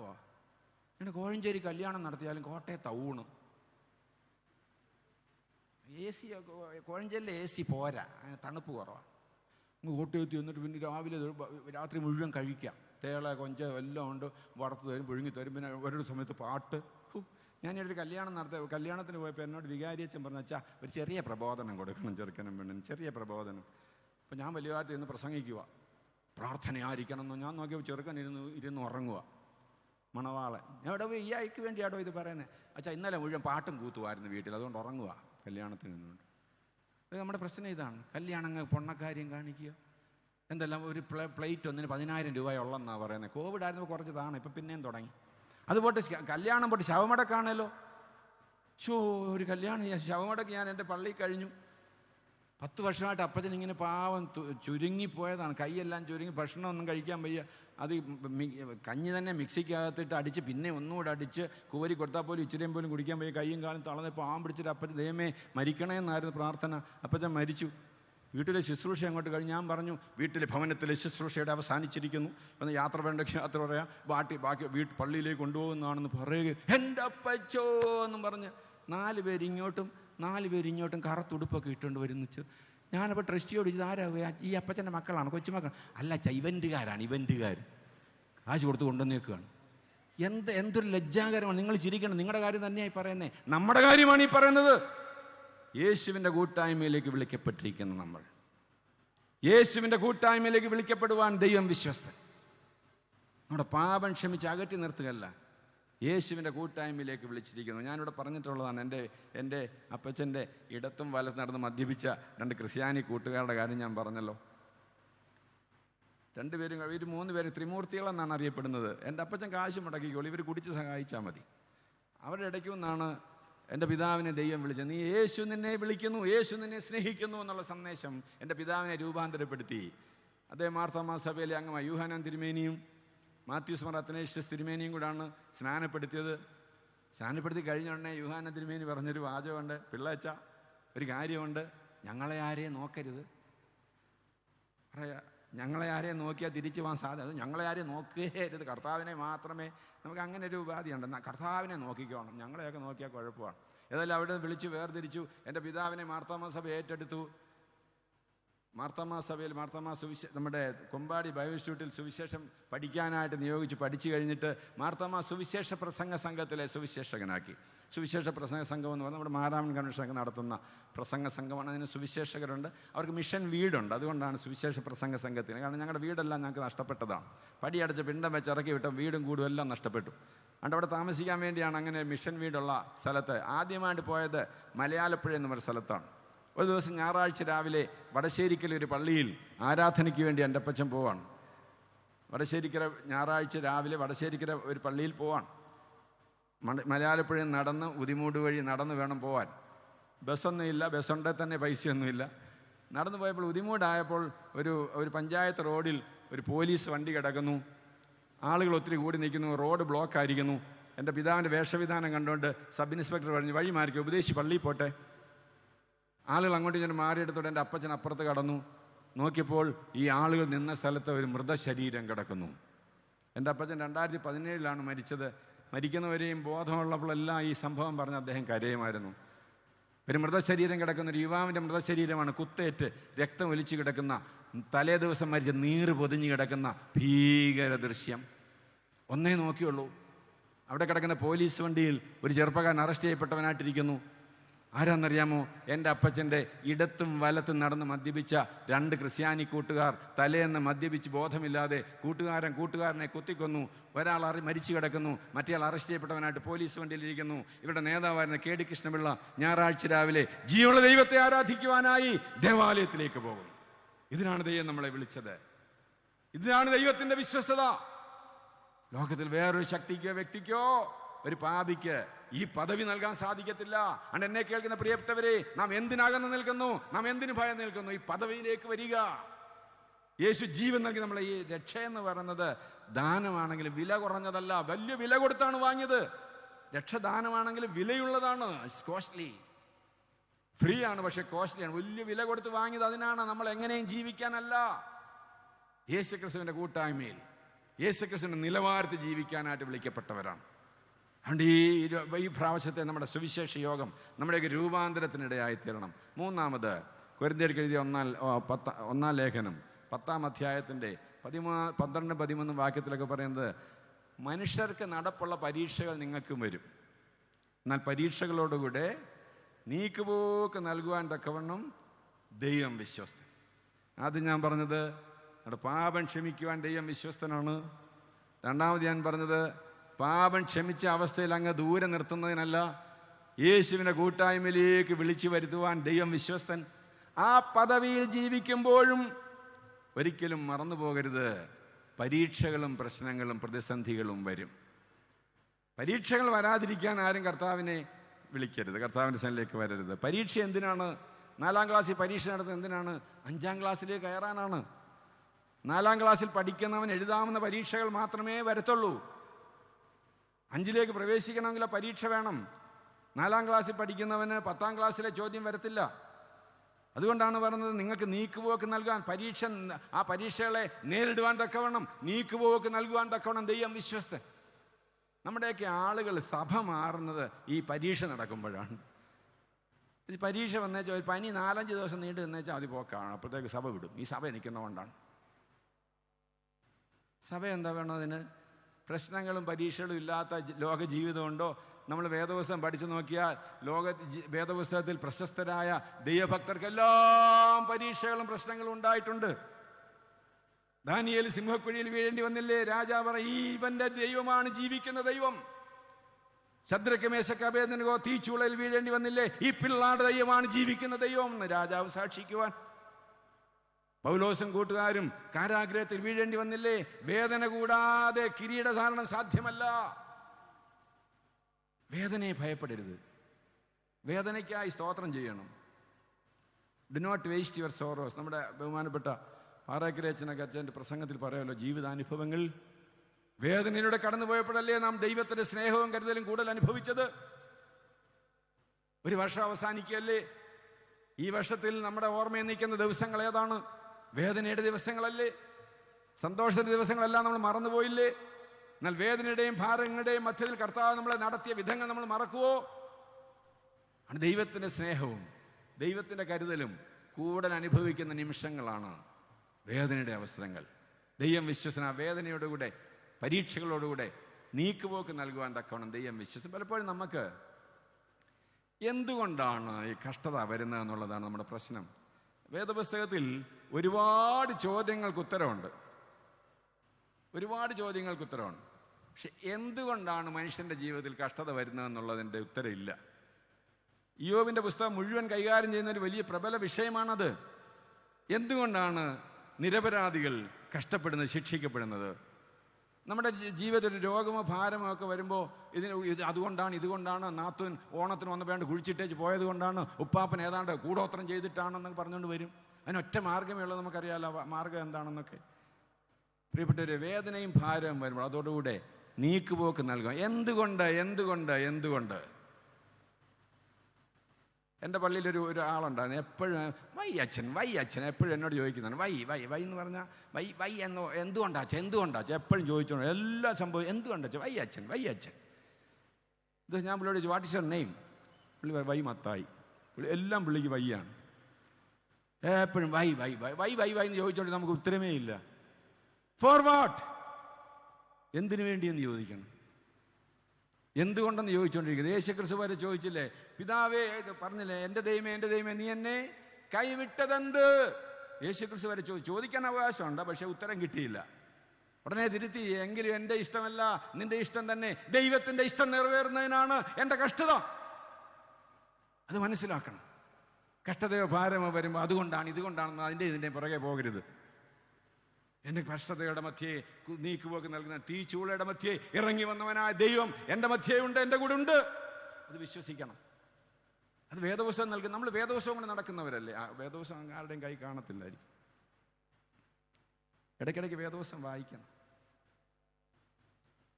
വിശുദ്ധ വേദപുസ്തകം നൽകുന്ന വലിയ വാഗ്ദാനം അതാണ്. ഞാൻ നിന്നോടുകൂടെ ഉണ്ട്, നീ ഭയപ്പെടേണ്ട, ഭ്രമിച്ചു നോക്കണ്ട, ഞാൻ നിന്റെ ദൈവമാകുന്നു. കഷ്ടതയുടെയും ഭാരങ്ങളുടെയും മധ്യത്തിൽ ഞാൻ പറഞ്ഞല്ലോ, എൻ്റെ പിതാവിനെയും എൻ്റെ മാതാവിനെയും എൻ്റെ മൂത്ത സഹോദരങ്ങളെയും കൂടെ പടിയടച്ച് ഇരിക്കപ്പിണ്ടം വെച്ച് പെരുവഴിയിലേക്ക് ഇറക്കി വിട്ടതാണ് ഞങ്ങളുടെ തറവാട്ടിൽ നിന്ന്. അങ്ങനെ ലഭിക്കേണ്ടതൊന്നും തരാതെ, ഭൗതികമായതൊന്നും തരാതെ, നീ നിന്റെ മക്കളുടെ വഴിയെ തെണ്ടുമെന്നും പറഞ്ഞ് ഇറക്കി വിട്ടതാണെന്ന് പറയുന്നു. അന്ന് എൻ്റെ അപ്പച്ചൻ പറഞ്ഞ, അമ്മേ എന്നെ വിളിച്ചിരിക്കും ദൈവം വിശ്വസ്തൻ, അവൻ എന്നെ വഴിയിലിട്ടേച്ച് പോയാലും ഞാൻ ഈ ഉപേക്ഷയിലേക്ക് വരത്തില്ലെന്നും പറഞ്ഞ് കൊച്ചു കുഞ്ഞുങ്ങളെയും പിടിച്ചുകൊണ്ട് പെരുവഴിയിലേക്ക് ഇറങ്ങിയതാണ്. അന്ന് മാർത്തോമാ സഭ ഇതുപോലെ സമ്പന്നമായൊരു സഭയായിരുന്നില്ല. അന്ന് സാധാരണക്കാരുടെ സഭയായിരുന്നു മാർത്തോമാ സഭ. ഞങ്ങളുടെ കൂട്ടായ്മ കീക്കഴൂർ മാർത്തോമാ പള്ളിയിലാണ്. അന്ന് അതും ഒരു സാധാരണ ഇടം. ഇപ്പം നല്ല സ്ട്രോങ് ഇടവകയാണ്. പക്ഷേ അവരുടെ കരുതലും അവരുടെ പ്രാർത്ഥനയും അവരുടെ കൂട്ടായ്മയുമാണ് ഞങ്ങളെ നിലനിർത്തിയത്. അതോർത്ത് ഞാൻ ദൈവത്തിന് സ്തോത്രം ചെയ്യുന്നു. പെരുവഴിയിലേക്ക് ഇറങ്ങി. പട്ടിണി കിടന്നിട്ടുണ്ട്. ഞാൻ എൻ്റെ അപ്പച്ചനോട് ചോദിച്ചിട്ടുണ്ട്, പട്ടിണി കിടന്നിട്ടുണ്ടോ എന്ന് ചോദിച്ചിട്ടുണ്ട്. 5 മക്കളെയും കൂട്ടി അന്ന് എല്ലാവരും പറഞ്ഞ്, ഈ ഉണ്ടിരുന്ന നായർക്കൊരു വിളി കേട്ടെന്ന് പറഞ്ഞ് എല്ലാവരും കളിയാക്കുമായിരുന്നു പട്ടിണിയുടെ മധ്യത്തിൽ. ഞാൻ ചോദിച്ചു, പട്ടിണി കിടന്നപ്പോൾ എന്തോ ചെയ്തു? അണ്ണേ എൻ്റെ അപ്പച്ചൻ പറഞ്ഞു, കൂടുതൽ പാട്ട് പാടുമായിരുന്നു. വൈകിട്ട് ഉപദേശിയുടെ വീട്ടിൽ കൂടുതൽ പാട്ട് കേട്ടാൽ അതിൻ്റെ അർത്ഥം അന്ന് അവിടെ കഴിക്കാനൊന്നുമില്ലെന്നാണ്. പാടി പ്രാർത്ഥിച്ച് പച്ചവെള്ളം മാത്രം കുടിച്ച് കിടന്ന രാത്രികളുണ്ടെന്ന് പറഞ്ഞിട്ടുണ്ട്. ആ നിലയിൽ നിന്നാണ് ദൈവം തമ്പുരാനായി അഭിവന്യ പിതാക്കന്മാരിരിക്കുന്ന ഈ സ്റ്റേജിൽ ഇരുന്നുകൊണ്ട് ബലഹീനനായ എനിക്ക് എൻ്റെ കർത്താവിനെ സാക്ഷിക്കാൻ അവസരം എന്ന ദൈവം വിശ്വസ്തൻ. ഇതിൽ കൂടുതൽ എന്താ ദൈവം തരേണ്ടത്? ഇതിൽ കൂടുതൽ എന്താ ദൈവം ചെയ്യേണ്ടത്? പരീക്ഷകളോടുകൂടെ നീക്കുപോക്ക് നൽകാൻ. ഞാൻ പറഞ്ഞല്ലോ, മലയാളപ്പുഴയിലാണ് ആദ്യം നിയമിക്കേണ്ടത്. മലയാളപ്പുഴ മാർത്തോമാ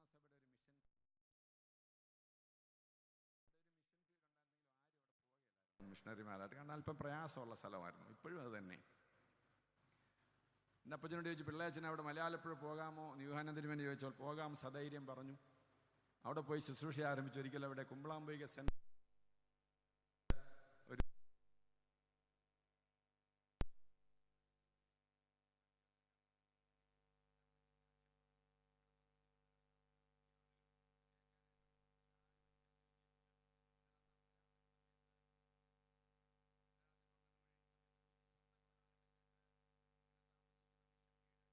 ജീവൻ കേന്ദ്രമാണ്. അവിടെ മോചന പരിപാടികളാണ്. ആ മണ്ണെണ്ണ വിളക്കും കത്തിച്ചുകൊണ്ട് എൻ്റെ അപ്പച്ചനും അമ്മച്ചിയും ഇറങ്ങി ചെല്ലുമ്പോൾ ഞങ്ങളുടെ സ്വന്തത്തിൽപ്പെട്ടവരും അല്ലാത്തവരുമായ ഒരു 10-60 സഹോദരങ്ങൾ കമ്പും കല്ലും ഒക്കെ ആയിട്ട് വന്നേക്കാണ്. അവരാണ് ബഹളം വെച്ചത്. അപ്പോൾ അപ്പച്ചൻ ചോദിച്ചു, ഉപദ്രവിക്കാൻ ഞങ്ങൾ വരുമെന്ന് വിചാരിച്ച് നീ മണ്ണാരക്കുളഞ്ഞിൽ നിന്ന് മൈലപ്രായിൽ നിന്ന് ഉദിമൂട്ടിൽ നിന്നുമൊക്കെ നിന്റെ ആളുകളെ കൊണ്ട് ഈ വീട്ടിൽ താമസിപ്പിച്ചിട്ടില്ലേ? അപ്പച്ചൻ പറഞ്ഞു, ഈ വീട്ടിൽ ഞാനും എൻ്റെ ഭാര്യയും എൻ്റെ മക്കളും അല്ലാതെ ആരുമില്ല. അവരോട് നീ കള്ളം പറയുകയാണ്. അപ്പച്ചൻ പറഞ്ഞു, വീട് തുറന്നു കിടക്കും, നിങ്ങൾക്ക് നോക്കാം, നിങ്ങൾക്ക് കയറി നോക്കാം, വീട് തുറന്നു കിടക്കുകയാണല്ലോ. അവർ ശടിച്ചു പറഞ്ഞു, ഞങ്ങൾ കണ്ടതാണ്, ഈ മുകളിലെ റോഡിൽ കൂടെ വരുമ്പോൾ ഈ മുറ്റത്ത് 100 ആണുങ്ങൾ നിൽക്കുന്ന ഞാൻ കണ്ടതാണ്, ഞങ്ങൾ കണ്ടതാണ്, നീ അവരെ എങ്ങോട്ട് മാറ്റി? അവരങ്ങനെ ശടിച്ചു പറഞ്ഞപ്പോൾ വിശ്വാസത്തിന് ശൈശവാവസ്ഥയിലായിരുന്നു എൻ്റെ അപ്പച്ചൻ പറഞ്ഞു, നിങ്ങൾ കണ്ടു കാണും, എന്നെ വിളിച്ചിരിക്കുന്നവനായ ദൈവം സൈന്യങ്ങളുടെ യഹോവയാണ്. ദൈവത്തിന് സ്തോത്രം. ഒരുപക്ഷേ നിങ്ങൾ കണ്ടത് എൻ്റെ ദൈവത്തിൻ്റെ ദൂത സൈന്യത്തെയാകാം. ഈ പ്രശസ്തമായ കൺവെൻഷൻ്റെ സ്റ്റേജിൽ നിന്നുകൊണ്ട് ബലഹീന ഞാൻ ഒരു പ്രാവശ്യം ഞങ്ങളുടെ സാക്ഷ്യം പറയുന്നു. അത് കഴിഞ്ഞ് ഞങ്ങളുടെ സ്വന്തക്കാരിൽ നിന്ന് അത്തരത്തിലൊരു പ്രയാസം ഞങ്ങൾക്ക് ഉണ്ടായിട്ടേ ഇല്ല. ദൈവത്തിന് സ്തോത്രം. കരുതുന്നവനായ ദൈവം, വഴിയൊരുക്കുന്നവനായ ദൈവം, വിശ്വസ്തനായ ദൈവം, പരീക്ഷകളോടുകൂടെ നീക്കുപോക്ക് നൽകുന്നവനായ ദൈവം ജീവിക്കുന്നു. ഒരുപക്ഷെ ഇത്ര തീക്ഷ്ണമായ അനുഭവം നിങ്ങൾക്ക് പറയാനില്ലായിരിക്കാം. എങ്കിലും എത്രയോ അനുഭവങ്ങളോടെ നമ്മൾ കടന്നുപോയി. വെന്റിലേറ്ററിൽ ദൈവം ഇറക്കിക്കൊണ്ട് വന്നില്ലേ? ഓപ്പറേഷൻ തിയേറ്ററിൽ ദൈവം തമ്പുരാൻ കയറി വന്നില്ലേ? ഓപ്പറേഷൻ സമയത്ത് അല്ലെങ്കിൽ ബയോപ്സിക്ക് അയക്കണമെന്ന് പറഞ്ഞ് ഭയന്നിരുന്ന ആ നാളുകളിൽ ദൈവം തമ്പുരാൻ അത്ഭുതകരമായി നടത്തിയില്ലേ? സൗഖ്യം തന്നില്ലേ? ദൈവം വിശ്വസ്തൻ. പരീക്ഷകളോടുകൂടെ നീക്കുപോക്ക് നൽകുവാൻ തക്കവണ്ണം ദൈവം വിശ്വസ്തൻ. ഒരു കാര്യം കൂടെ പറഞ്ഞ് ഞാൻ അവസാനിപ്പിക്കുകയാണ്. തിമോത്തിയോസിന് ഇത് 2-ാം ലേഖനം 1-ാം അധ്യായത്തിലും 2-ാം അധ്യായത്തിലൊക്കെ പൗലോസ് വീണ്ടും വീണ്ടും പറയുന്നൊരു കാര്യമാണ്, ദൈവം വിശ്വസ്തൻ. ആ ദിവസം വരെ നടത്തുവാൻ ദൈവം വിശ്വസ്തൻ. നമ്മൾ അവിശ്വസ്തരായി തീർന്നാലും ദൈവം വിശ്വസ്തൻ. ദൈവത്തിന് തന്റെ സ്വഭാവം ത്യജിപ്പാൻ കഴിയുകയില്ലല്ലോ. നാം അവനെ ഏറ്റുപറയുമെങ്കിൽ അവൻ തന്റെ പിതാവിന്റെ സന്നിധിയിൽ നമ്മളെയും ഏറ്റുപറയും. ദൈവത്തിന് സ്തോത്രം. പ്രിയപ്പെട്ടവരെ, ഈ ലോകത്തിൽ ഇങ്ങനെ പാപം ക്ഷമിച്ച് കൂട്ടായ്മ ആചരിച്ച് പനിയും മാറി ഇങ്ങനെ അങ്ങ് ജീവിച്ചാൽ പോരാ. നമുക്ക് അടുത്തൊരു ജീവിതമുണ്ട്. നമ്മളെല്ലാവരും ന്യായാസനത്തിന് മുൻപാകെ നിൽക്കേണ്ടവരാകുന്നു. അക്കൗണ്ടബിലിറ്റി. നാം ന്യായാസനത്തിന് മുൻപാകെ നിൽക്കേണ്ടവരാണെന്നുള്ള ബോധ്യം നമുക്ക് വേണം. പിതാവിൻ്റെ സന്നിധി നമ്മളെ ഏറ്റുപറയുന്നൊരു കർത്താവ് നമുക്ക് വേണ്ടി ജീവിക്കുന്നു. ആ ഒരു ഒരുക്കവും ആ ഒരു പ്രത്യാശയും നമ്മുടെ ജീവിതത്തിലുണ്ടോ? ഒരു പ്രത്യാശ നഷ്ടപ്പെട്ടു പോയിട്ടുണ്ടോ? എൻ്റെ കർത്താവിൻ്റെ വരവെങ്കിൽ ലജ്ജ കൂടാത്ത മുഖത്തോടെ എതിരേൽക്കുന്ന വിശുദ്ധരുടെ കൂട്ടത്തിൽ ഞാനും കാണും. ഉറപ്പ് പ്രാപിക്കണം. അതിനാണ് ദൈവം നമ്മളെ വിടുവിച്ചത്. നമ്മുടെ പാപത്തിൽ നിന്ന് വിടുവിച്ചത് അതിനാണ്. യേശുവിൻ്റെ കൂട്ടായ്മയിലേക്ക് നമ്മളെ ക്ഷണിച്ചത് അതിനാണ്. പ്രതിസന്ധിയുടെ മധ്യത്തിൽ നമുക്ക് കൂട്ടായ്മ തന്ന്, നമുക്ക് സൗഖ്യം തന്ന്, ബലം തന്ന് നമ്മളെ നിർത്തുന്നത് ഈ ലോകത്തിൽ കുറേ നാൾ ജീവിച്ചു പോകുന്നതിന് മാത്രമല്ല. നമുക്കൊരു ജീവിതമുണ്ട്. ഇതിനപ്പുറത്ത് നമുക്കൊരു നിത്യതയുണ്ട്. ആ നിത്യതയ്ക്ക് വേണ്ടി നമ്മെ ഒരുക്കുന്നതിന് വേണ്ടിയാണ്. വളരെ സ്നേഹത്തോടെ ചോദിക്കട്ടെ, ഈ പോക്ക് പോയാൽ എവിടെ എത്തും? വേദപുസ്തകത്തിലെ ചോദ്യമാണ്. ഇന്ന് രാത്രിൻ്റെ ജീവനെ ചോദിച്ചാൽ നിൻ്റെ നിത്യത എവിടെ കഴിയും? നമ്മളെല്ലാവരും വിശ്വാസികളാണ്, വേദപുസ്തകത്തിൽ വിശ്വസിക്കുന്നവരാണ്, കർത്താവെ വേഗം വരണമെന്ന് പ്രാർത്ഥിക്കുന്നവരാണ്. മാറാൻ ആദാ, കർത്താവെ വരേണമേ, നിന്റെ രാജ്യം വരണമെന്ന് എപ്പോഴും പ്രാർത്ഥിക്കുന്നവരാണ് നമ്മൾ. ഒരുങ്ങിയിട്ടുണ്ടോ? ഈ രാത്രി കർത്താവിൻ്റെ വരവ് സംഭവിച്ചാൽ ഞാൻ അവനോട് എടുത്തുകൊള്ളപ്പെടുമെന്ന് ഉറപ്പുണ്ടോ? എന്തിനാണ് വലിയ പണം വ്യയം ചെയ്ത് ഈ കൺവെൻഷനൊക്കെ നടത്തുന്നത്? നമ്മുടെ പിതാവ് തിരുമേനി പറഞ്ഞതുകൊണ്ട് നടത്തുന്നു എന്നേ ഉള്ളൂ. നമ്മുടെ ഓരോരുത്തരും ആത്മരക്ഷ ഇവിടെ എപ്പോഴും പറഞ്ഞൊരു പദമാണ്. നമ്മുടെ ഓരോരുത്തരുടെയും രക്ഷയ്ക്ക് വേണ്ടിയാണ്.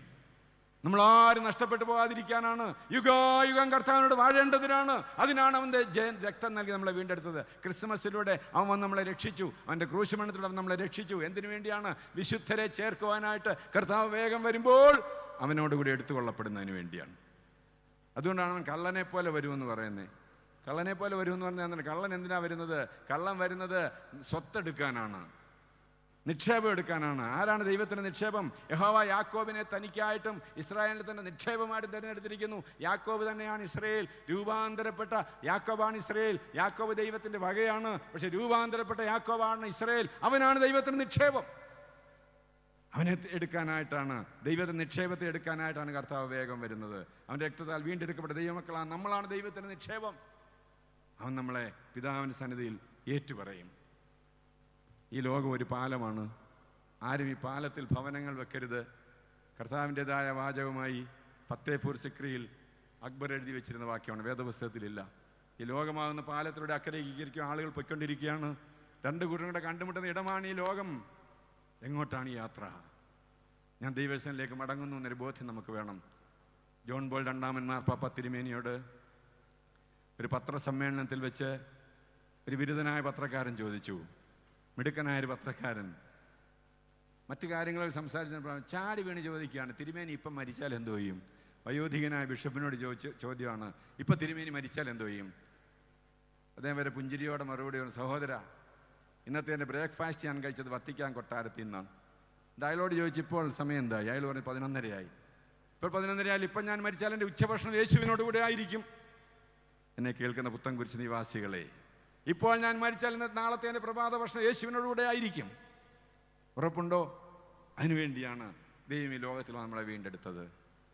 ഉയർപ്പിൻ സുപ്രഭാതത്തിൽ ദൂതർ വീണാമീട്ടും സംഘത്തിൽ, ആ പൊൻകിരീടർ കൂട്ടത്തിൽ എൻ്റെ പേർ വിളിക്കും നേരത്തിൽ, ആ പൊൻകിരീടർ കൂട്ടത്തിൽ എൻ്റെ പേർ വിളിക്കും നേരത്തിൽ, കണ്ടിടും കണ്ടിടും പ്രിയനെ ഞാൻ കണ്ടിടും, അന്യനല്ല സ്വന്ത കണ്ണാൽ തൻ്റെ മുഖം കണ്ടിടും, യേശുവേ മണാളനെ പ്രത്യാശയിൻ പ്രദീപമേ.